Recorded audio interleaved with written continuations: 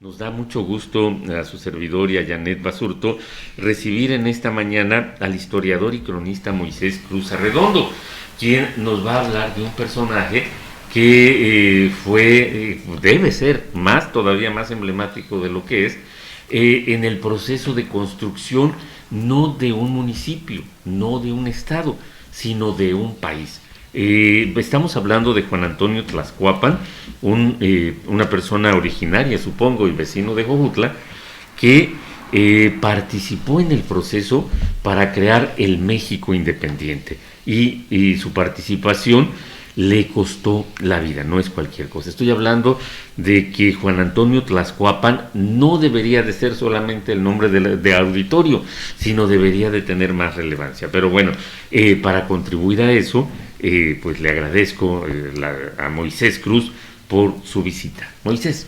Buenos días Edgar, buenos días Janet, buenos días Cadena Sur y buenos días a todo el auditorio que nos ve y escucha. Pues sí, ya me rebautizaron aquí. Pues, ¿qué nos puedes platicar, Edgar? Oscar. Me convertiste en Edgar. Hay muchísima confianza entre nosotros, así es de que no pasa allá, pero habría que preguntar en su conciencia quién es Edgar. ¿A cuál de todos los Edgar?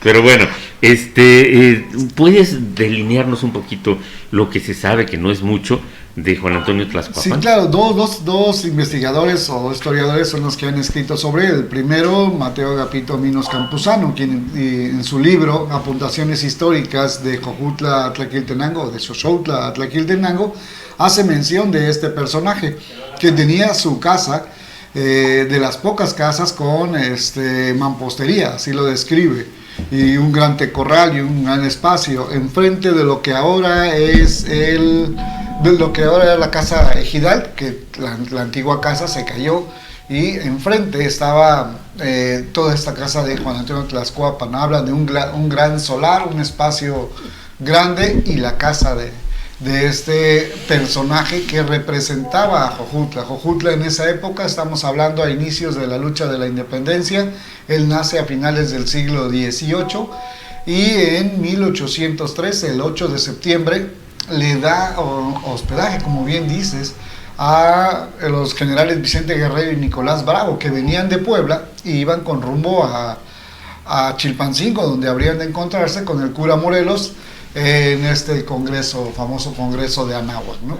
Moisés, cuéntanos sobre la aportación política que tuvo Juan Antonio Tlaxcuapan dentro de nuestra nación, de nuestro estado y desde luego de nuestro municipio.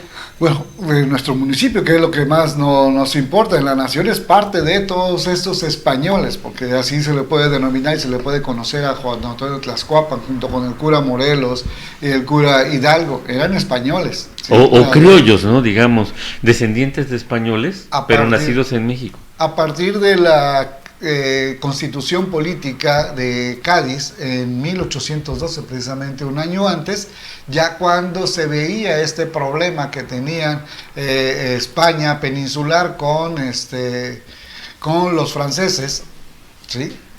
Ya se veía ahí un problema, entonces rebautizan y promulgan esta constitución de la monarquía española en 1812 en la isla de Cádiz, y ya nombra a todos los, siendo peninsulares o no peninsulares, nacidos en sus territorios, que había dos virreinatos aquí en el continente americano, el virreinato de México y el de Cusco, allá en el Perú.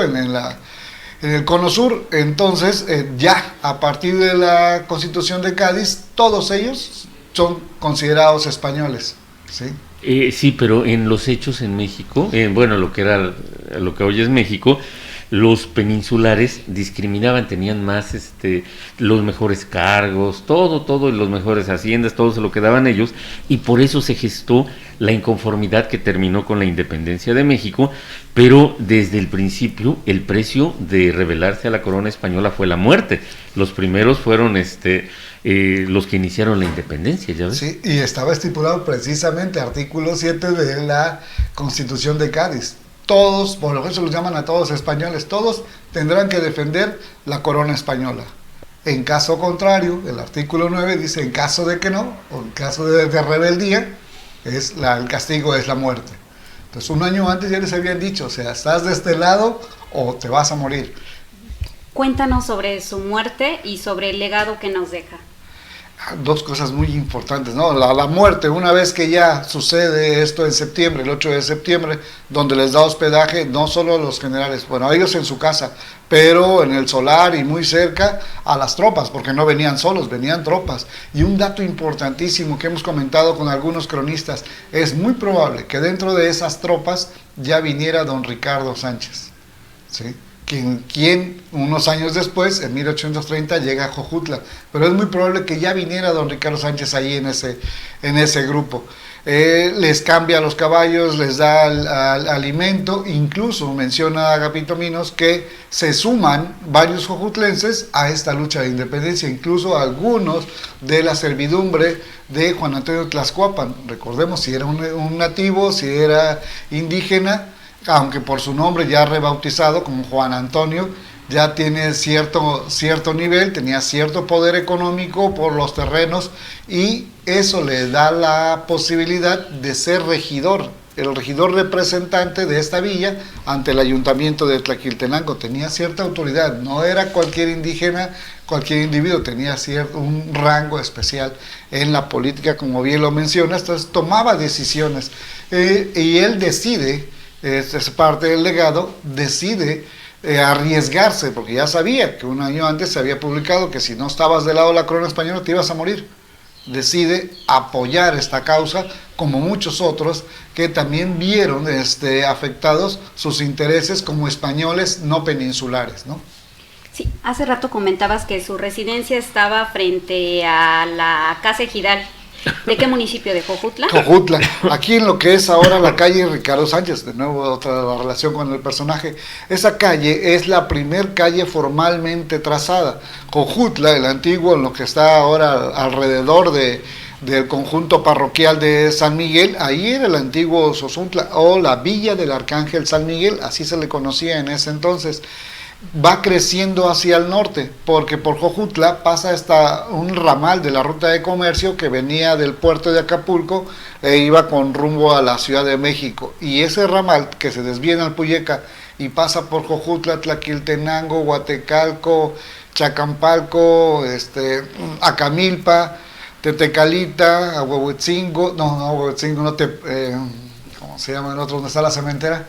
Sí, Tepetzingo. Tepetzingo, y ahí Zapata, Jiutepec y Cuauhnáhuac, que esa era parte de una ruta de comercio, y eso hace que Jojutla crezca hacia el norte, y por eso la importancia se viene un poco hacia el norte, y el Palacio Municipal 50 años después se construye ahí en esta parte del norte. Entonces esta es la calle formalmente trazada que une al antiguo Jojutla con la nueva parte de Jojutla comercial.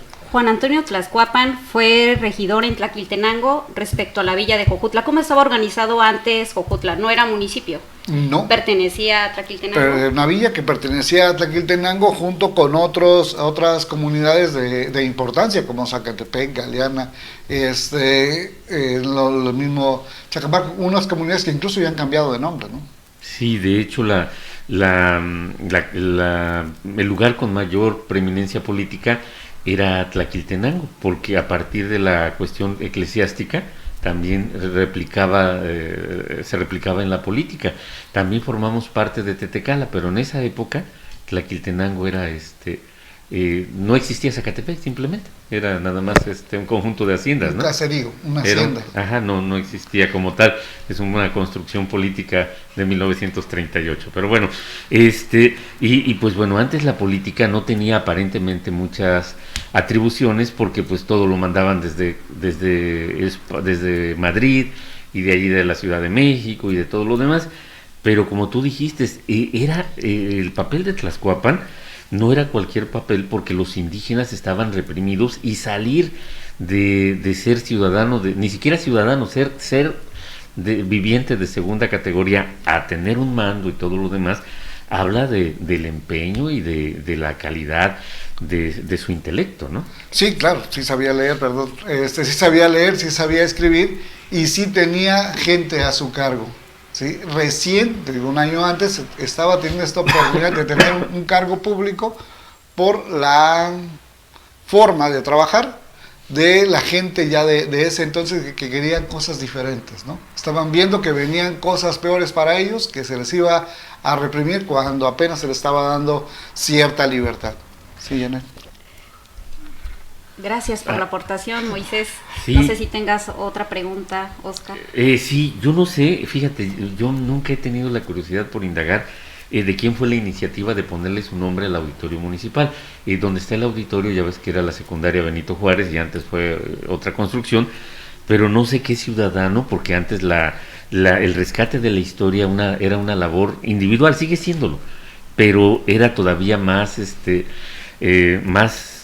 no sé si usar la palabra estéril, era más difícil, y alguien tuvo la iniciativa de darle su nombre al auditorio y eso ha hecho que perviva más. Pero ¿qué supones tú o qué propones tú que se debe de hacer para honrar la memoria de Juan Antonio Tlaxcapan? Dirán, pues es que su único mérito fue haber sido huésped de, y por eso no, para ser huésped de, él tuvo que construir lo que finalmente le reconocieron al visitarlo, gente que contribuyó en tanto a la independencia de México. Sí, puso su granote de arena y fue el mártir de la independencia de Jojutla. No hay otro personaje que podamos recordar que nos relacione con esta gesta heroica que es la lucha de independencia. Fue por ahí de los 60, ¿no? Cuando se empieza a trabajar, incluso me tocó ver ahí con unos rescates de archivo de Zabaleta, que el proyecto del auditorio era mucho más grande. O sea, había 2, 3 propuestas de proyecto y se optó por uno más económico. Yo alcancé a ver los planos de una de las propuestas y era mucho más grande, incluso abarcaba buena parte de la manzana. Pero quién sabe por qué no se llevó a cabo. Ahí otros jóvenes inquietos que trataban de rescatar la historia y fueron los que pusieron la placa en la casa donde está ahorita, la placa que hace, y como segundo paso logran que el gobierno municipal de ese entonces le ponga el nombre. ¿Qué hay que hacer? Entonces primero fue la placa y luego el auditorio. Sí, de hecho el mercado también que está a un costado del auditorio lleva ese nombre. Sí, bueno, pero eso ya es muy reciente, de hace unos... un mercado artesanal que no es artesanal, ¿no? Y ni es mercado, porque son locales vacíos. Exacto, sí. Pero bueno, más allá de eso, entonces primero fue la placa. Sí, ahí está la fecha. Fue en esos tiempos, ¿no? Andar buscando quién nos ancle con este movimiento de independencia, y era Juan Antonio Tlaxcapan. Hoy en día hay una intención o hay una propuesta del presidente municipal que publicó en su Twitter en abril del año pasado, lo de una escultura que es una representación de ideas, porque no hay una sola imagen que nos diga ¿no? Ya sabemos que el cura Hidalgo, la imagen que tenemos no es. Entonces ya va a haber una escultura, pero como bien dices, el legado es importante y el legado es poder las autoridades locales despojarse de esos beneficios a fin de luchar por los ideales y por los demás y por las mayorías, ¿no? Moisés, pues bueno, ha sido bien interesante esto porque estás hablando de una persona que debería de tener un lugar más preeminente del que le hemos dado por todo. Puede haber figuras igual o más destacadas, pero no tenemos referencias de ellas, y si las tuviéramos también habría que promover su engrandecimiento, pero por lo pronto te agradecemos esta aportación. No, gracias y a la orden. Ojalá y la gente se interese por la historia local. De repente nos vamos a la historia nacional, pero en la independencia y en la revolución tenemos nuestros personajes que bien podemos ir anclándonos a ellos, porque si no conocemos nuestra historia, dicen por ahí, estamos condenados a repetirla, y además es muy importante, porque esto no sucedió en otro lugar de México, solo en Jojutla. Así es. Pues muchísimas gracias a Moisés, y pues bueno, aquí siempre tendrá las puertas abiertas para sus aportaciones en las múltiples facetas de la vida en las que desempeña, guía de turistas, productor cervecero, académico, turístico, guía de... Bueno, ya mejor ni digo, pero hoy vino en plan de historiador y le doy las gracias. Ayer se cumplieron 209 años de su fusilamiento en el atrio del convento de Santo Domingo de Guzmán. ¿sí? Él da el albergue a los generales en septiembre y en noviembre lo hacen prisionero, un juicio sumario y lo fusilan. Cierto, sí, no habíamos mencionado el porqué de esta plática. Ayer, 209 años de el asesinato, porque fue un asesinato político de Juan Antonio Tlascuapan. Muchísimas gracias, Moisés. Sí, también para que quedara y que los demás no se rebelaran, que quedara de ejemplo, que así van a morir los que se rebelaran contra la corona española. Que finalmente, pues bueno, sí, esa rebelión siguió y en el año 1821 culminó con un nuevo país, que es el que somos ahora. Sí. Muchísimas gracias, Moisés.